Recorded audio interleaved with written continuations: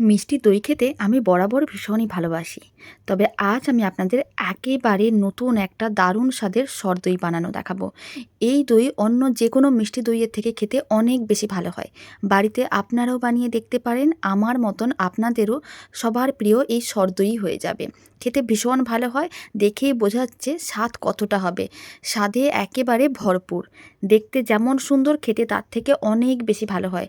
আর বানানো একেবারেই সহজ, মাত্র ১০ মিনিটে টিফিন বক্সে এরকমই দারুণ স্বাদের সরদইটাই বানিয়ে নিতে পারবেন জলের ভাপে।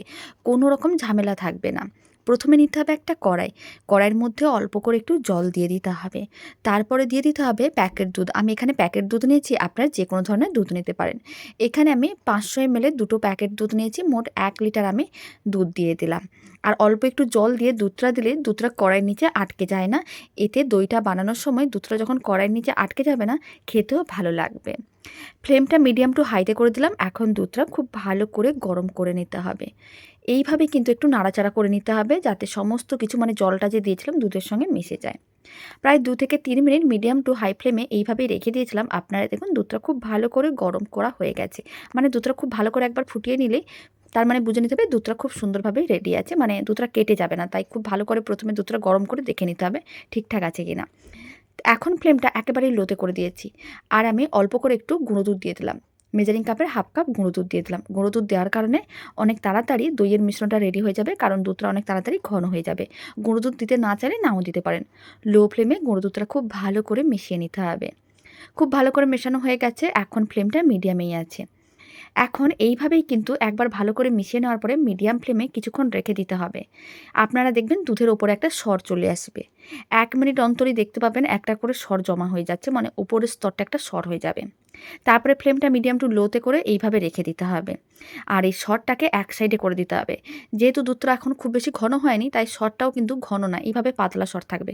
কিন্তু কিছুক্ষণ পরে দুধটা যখন ঘন হয়ে যাবে, সরটাও কিন্তু মোটা হয়ে যাবে। এতে সরটা তুলতে সুবিধা হবে। আমি ২-৩ মিনিট পরে দেখাচ্ছি। আপনারা দেখুন সরটা আগে থেকে অনেকটাই মোটা হয়ে গেছে। এখন এই সরটাকে এইভাবে একটা হাতার সাহায্যে তুলে নিতে হবে। আর একটা ছোট্ট একটা বাটি নিতে হবে, বাটির মধ্যে তুলে নিতে হবে। এইভাবে মোটামুটি ১০-১২ মতন সর তুলতে হবে। মানে এইভাবে ১ মিনিটের মতন রেখে দিতে হবে মিডিয়াম টু লো ফ্লেমে। তারপরে দেখবেন যে উপরের দিকটা একটা সর পড়ে যাচ্ছে আস্তরণ, তখন ওই সরটা তুলে নিতে হবে। আর সর তুলে নেওয়ার পরে দুধটাকে খুব ভালো করে এইভাবে একটু নাড়াচাড়া করে নিতে হবে, যাতে মিশ্রণটা কড়াইয়ের নিচে আটকে না যায়। এইভাবে মোটামুটি আমি ১০ বারের মতন সর তুলে নেব। খুব বেশি কিন্তু টাইমের প্রয়োজন পড়বে না, মোটামুটি ১০ মিনিটের মধ্যেই ১০ বারের মতন সর তোলা হয়ে যাবে। যখনই দেখবেন দুধটা বেশ ঘন হয়ে আসছে আর সর অনেকটা হয়ে গেছে, তার মানে বুঝে নিতে হবে দুধের মিশ্রণটা একেবারেই রেডি। একইভাবে মোটামুটি আমি অনেকক্ষণ মানে ৮-৯ বারের মতন সর তুলে নিয়েছিলাম। আপনারা দেখুন কালারটা একেবারেই চেঞ্জ হয়ে যাচ্ছে। একেবারে লালচে কালার হয়ে যাচ্ছে সরের কালারটা। এইভাবে বেশ কিছুটা সর তুলে একটা বাটির মধ্যে রেখে দিয়েছিলাম। আর এইদিকে আপনারা দেখুন মিশ্রণটা কিন্তু বেশ ঘন হয়ে গেছে। মানে দুধের যে মিশ্রণটা বেশ ঘন হয়ে গেছে। আর সরটাকে এখন আমি আলাদা করে রেখে দিলাম।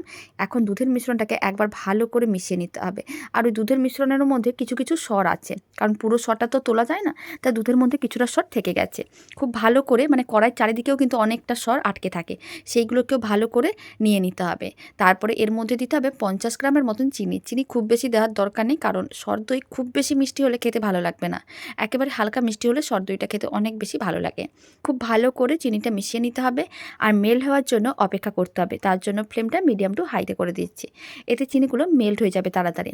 চিনিগুলো মেল্ট করে নেওয়ার পরে এখন দিতে হবে অল্প করে একটু এলাচ গুঁড়ো। এলাচ গুঁড়োটা একেবারেই অপশনাল, আপনারা চাইলে দিতেও পারেন, নাও দিতে পারেন। যদি আপনাদের এলাচ গুঁড়ো দইয়ের মধ্যে খেতে ভালো লাগে তাহলে দিয়ে দেখবেন, খেতে বেশ ভালোই লাগে। আর যদি এলাচের গুঁড়ো আপনাদের ভালো না লাগে বা বাড়িতে না থাকে, না দিতে পারেন, কোনো অসুবিধা নেই। খুব ভালো করে মিশিয়ে নিতে হবে। খুব ভালো করে মিশিয়ে নিয়েছি আর আপনারা দেখুন চিনিগুলো মেল্ট হয়ে গেছে, দুধটাও কিন্তু বেশ ঘন হয়ে গেছে। দুধের মিশ্রণটা একেবারেই রেডি। ফ্লেমটা অফ করে এই মিশ্রণটাকে এখন ঠান্ডা করে নিতে হবে। আর এদিকে একটা ছাঁকনি নিয়েছি। ছাঁকনিটাকে একটা ছোট পাত্রের উপরে রেখে দিয়েছি। এবার ছাঁকনির মধ্যে বেশ কিছুটা পরিমাণ টক দই দিচ্ছি। আমি এখানে লিকুইড টক দই নিয়েছি, তাই ১০০ গ্রাম টক দই দিলাম। যদি আপনাদের কাছে টাইট টক দই থাকে তাহলে ৫০ গ্রাম নিলেও হবে। প্রায় ৫ মিনিট রেখে দিয়েছিলাম, জল ছড়ানো হয়ে গেছে। এখন টক দইটাকে আবারও সেই মিক্সিং বোলটার মধ্যে নিয়ে নিলাম। খুব ভালো করে টক দইটাকে ১ মিনিট ফেটিয়ে নিতে হবে। টক দইয়ের মিশ্রণটা যেন একেবারেই মসৃণ হয়, তার জন্য এইভাবে ১ মিনিট খুব ভালো করে ফেটিয়ে নিতে হবে। এই দারুণ স্বাদের সর দই বাড়িতে একবার বানিয়ে দেখতে পারেন। এই দই খেতে এতই ভালো হয় যে আপনাদের বারবার খেতে মন চাইবে। মানে একবার খেয়ে আপনাদের মন ভরবেই না, এতটা টেস্ট হয়। খুব ভালো করে 1 মিনিট দইটাকে ফেটিয়ে নিয়েছিলাম। দইয়ের মিশ্রণটা আপনারা দেখুন একেবারেই মসৃণ। আর এইদিকে যে দুধটা আমি ঘন করে নিয়েছিলাম সেটাও কিন্তু ঠান্ডা হয়ে গেছে।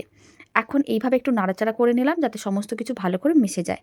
খুব ভালো করে মিশিয়ে নেওয়ার পরে এখন ফ্যাটানো টক দইটা দিয়ে দিতে হবে। আর পুরো টক দইটাই আমি দিয়ে দিচ্ছি, তাহলে দইটা অনেক সুন্দরভাবে জমাট বাঁধবে। এখন টক দইটাও খুব ভালো করে মিশিয়ে মিশ্রণটাকে এইভাবে 2 মিনিটের মতন খুব ভালো করে ফেটিয়ে নিতে হবে। দারুণ স্বাদের রেসিপিটা আপনারাও বাড়িতে বানিয়ে দেখতে পারেন, খুব সহজে রেডি করে নিতে পারবেন আর খেতে দারুণ লাগবে, আপনাদের খুবই ভালো লাগবে। কোনো রকম কর্নফ্লাওয়ার দেওয়ার প্রয়োজন পড়বে না, এই দই খুব সহজে দারুণভাবে জমাট বাঁধবে। খুব ভালো করে টক দইটা মেশানো হয়ে গেছে আর আপনারা দেখুন মিশ্রণটাকে খুব ভালো করে এইভাবে ফেটিয়ে নিয়েছিলাম। মিশ্রণটার ওপরে ছোটো ছোটো বাবলস হয়ে গেছে। এইভাবে একটু বাবলস করে নিলে দইটা দেখতে অনেক বেশি ভালো লাগে।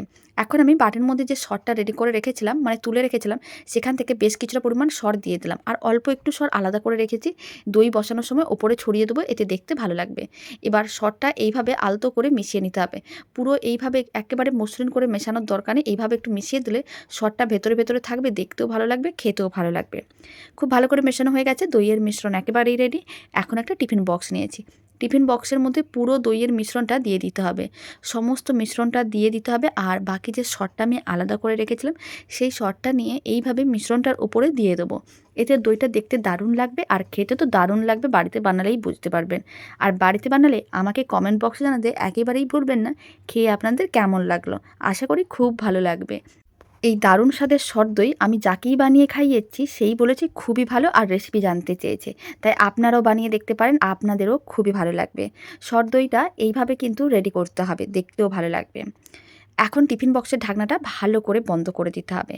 আর ওইদিকে কড়াইয়ের মধ্যে অল্প করে জল গরম করে নিয়েছিলাম, তারপরে কড়াইয়ের মাঝখানে একটা স্ট্যান্ড রেখে দিতে হবে। স্ট্যান্ড রেখে দেওয়ার পরে টিফিন বক্সটাকে ঠিক স্ট্যান্ডের ওপরে এইভাবে আস্তে করে বসিয়ে দিতে হবে। টিফিন বক্সটাকে ভালো করে বসাতে হবে, একেবারে সমানভাবে বসাতে হবে। তারপরে কড়াইয়ের ঢাকনাটা বন্ধ করে দিতে হবে, বন্ধ করে এইভাবে 10 মিনিট লো ফ্লেমে স্টিম করে নিতে হবে দইটাকে। তারপরে কিন্তু ফ্লেমটা অফ করে দিতে হবে। আরও 1 ঘন্টা কড়াইয়ের মধ্যে এইভাবেই রেখে দিতে হবে। 10 মিনিট হয়ে গেছে, ফ্লেমটা অফ করে কড়াইয়ের মধ্যে এইভাবে 1 ঘন্টা রেখে দেবো। তারপরে 1 ঘন্টা পরে দইটাকে বের করে ফ্রিজে রেখে ঠান্ডা করে নিতে হবে, কারণ দই ঠান্ডা ঠান্ডা খেতেই বেশি ভালো লাগে। আমি বেশ কিছুক্ষণ ফ্রিজে রেখে ঠান্ডা করে নিয়েছি। আপনাদের কাছে যদি সময়টা খুবই কম থাকে তাহলে আপনারা দইটাকে ডিপ ফ্রিজে রেখে ঠান্ডা করে নিতে পারেন, এতে অনেক তাড়াতাড়ি দই ঠান্ডা হয়ে যাবে। দারুণ স্বাদের সর দই একেবারেই রেডি। আপনারা দেখুন একেবারে পারফেক্টভাবে সর দইটা রেডি হয়েছে। দেখতে যত না ভালো হয়, খেতে তার থেকে অনেক গুণ বেশি ভালো হয়।